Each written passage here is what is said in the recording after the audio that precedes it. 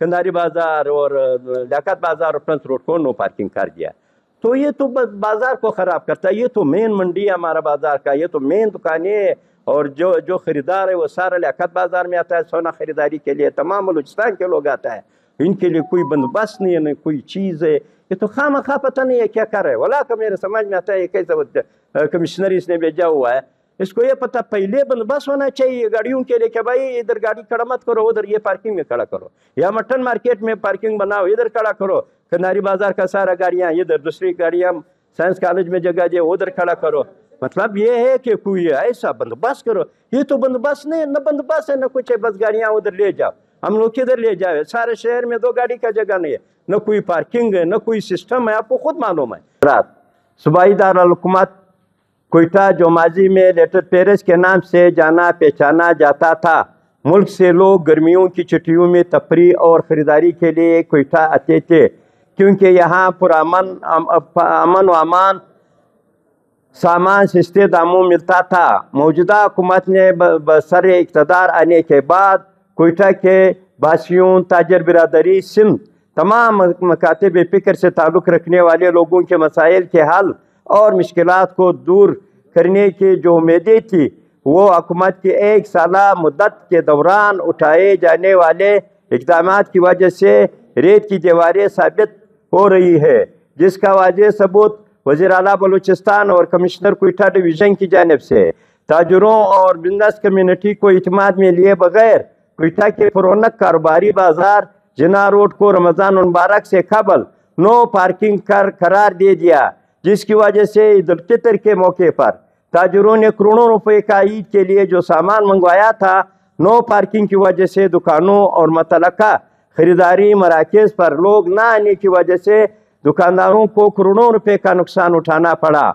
हम इन मुतअद्दिद बार commissioner Quetta division, इंतज़ामिया और मुतल्लका हुकाम से जिना रोड को नो पार्किंग करार देने के फैसले को वापस देकर लोगों को गाड़ी पार्क करने की इजाज़त देने के हवाले से बातचीत की, जिस पर उन्होंने हमें यकीनदानी कराई। ताहाल इस पर अमल दरामद मुमकिन बनाने की बजाय आए रोज़ कोयटा के दिगर बाज़ारों कंधारी बाजार, लियाकत बाजार, फ्रंस रोड और मनान चौक से जिना रोड को फ्रंस रोड तक बिनो पार्किंग करार देने का फैसला कर लिया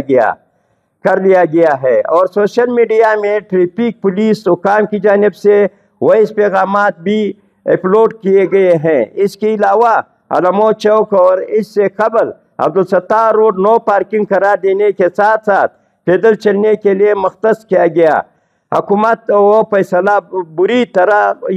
बुरी तरह नाकाम हुआ और आज इस रोड को मोटरसाइकिल की पार्किंग और रेडी वालों का कब्जा है, जिसकी वजह से शहर में खरीदारी के लिए आने वालों को शदीद दुश्वारी का सामना करना पड़ रहा है। मौजूद साहब हज़रात, कोयटा में बलूचिस्तान भर से और ख़ुसूसन कोयटा के बलोच पश्तून बेल्ट के करीबी इलाकों और शहरों के लोग रोज़ाना की बुनियाद पर अपने एहलखाना और बच्चों के उम्रा खरीद फरोख्त एशिया खुर्दनोश की खरीदारी के अलावा इलाज मालिजे और ज़ाती अमूर के अंजाम दही के लिए आते हैं, और इनकी कोशिश होती है कि मुख्तलिफ बाज़ारों में जाकर अपने सामान की खरीदारी भी कर ले, लेकिन बाज़ार में नो पार्किंग की वजह से वो गाड़ी खड़ी नहीं कर सकते, क्योंकि इनके साथ ख़वातीन और बच्चे साथ होते हैं। क्योंकि कोयटा शहर में जिन बाज़ारों में खरीदारी और कारोबारी मराकज़ है, वहाँ पर गाड़ी पार्क करने की कोई हुकूमती ज़िली इंतज़ामिया की जानिब से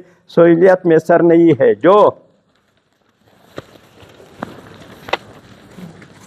सहूलत मैसर थी वो भी नो पार्किंग का फैसला करके ख़त्म कर दी। इस इक़दाम और फैसले से ताजरों का कारोबार बुरी तरह ठप होकर रह गया है। पहले ही बदामनी, दहशतगर्दी, महंगाई और एबियार की जानिब से आए रोज़ बलाजवाज़ टैक्सेस में इजाफा और बार्डरों की बंदिश ने पहले ही कारोबार तबाह करके रख दिया है। रईसी कसर मौजूदा हुकूमत ने नो पार्किंग का बम गिरा कर दुकानदारों और ताजरों का माशी कत्ल शुरू कर दिया है। मौजूद साहब हज़रात, बलूचिस्तान के 80% लोगों का ज़रिया माश तिजारत, ज़राअत, लाइवस्टॉक और बॉर्डर स्टेट से जुड़ा हुआ था, क्योंकि यहाँ पर कोई इंडस्ट्री नहीं है और लोगों का रोज़गार بھی بارڈر ٹریڈ، تجارت اور نئی شعبوں سے جڑا ہوا تھا، اور کوئٹہ شہر میں زیادہ تر انحصار دکانداری اور کاروباری مراکز میں اپنی دکانیں اور مختلف نوعیت کے کاروبار کر کے روزگار کما کر اپنے بچوں کا پیٹ پال رہے تھے، اور حکومت کو بھی سالانہ کروڑوں روپے ٹیکس بھی دے رہے تھے۔ یا کلم جنبش حکومت آئے روز کوئٹہ کی کاروباری مراکز کے روڈوں کو نو پارکنگ قرار دے کر تاجروں کا معاشی قتل کر رہے ہیں۔ زراعت اور گلا پانی خشک سالی اور پانی کی زیر زمین سطح گرنے کے باعث زبوں حال کا شکار اور فصلیں اور باغات تباہ ہو گئے، اور حکومت کے پاس جن دکانداروں اور کاروباری لوگوں کو ایسے فیصلوں سے بے روزگار کر رہے ہیں، ان کے لیے کیا متبادل روزگار کا ذریعہ ہے؟ ایسے اقدامات ہی سے صوبے میں بدامنی اور دیگر لاکھونیت کا واقعہ بڑھ رہی ہے، اور نو پارکنگ کے فیصلے کے بعد مذکورہ شہروں اور دکانداروں کو گاڑیوں کو پارک کرنے کے لیے کوئی متبادل بندوبست مہیا نہیں کیا گیا۔ حکومت اور انتظامیہ پہلے گاڑیاں کھڑی کرنے کے لیے بندوبست کرے اور اس کے بعد نو پارکنگ کا فیصلہ کرے۔ حکومت پہلے نو پارکنگ کا فیصلہ کرتی ہے اور متبادل بندوبست نہیں کیا جاتا ہے، جس سے کاروبار تباہ ہو چکا ہے، کیونکہ عید الاضحیٰ کے آمد ہے اور کوئٹہ کے تاجروں کا ذریعہ معاش اور کاروبار دونوں عید کے موقع پر ہوتا ہے، لیکن حکومت نے دونوں عیدوں کے دوران تاجروں کا معاشی قتل کرنے کا مکمل منصوبہ بنایا ہے۔ معزز صحافی حضرات، کمشنر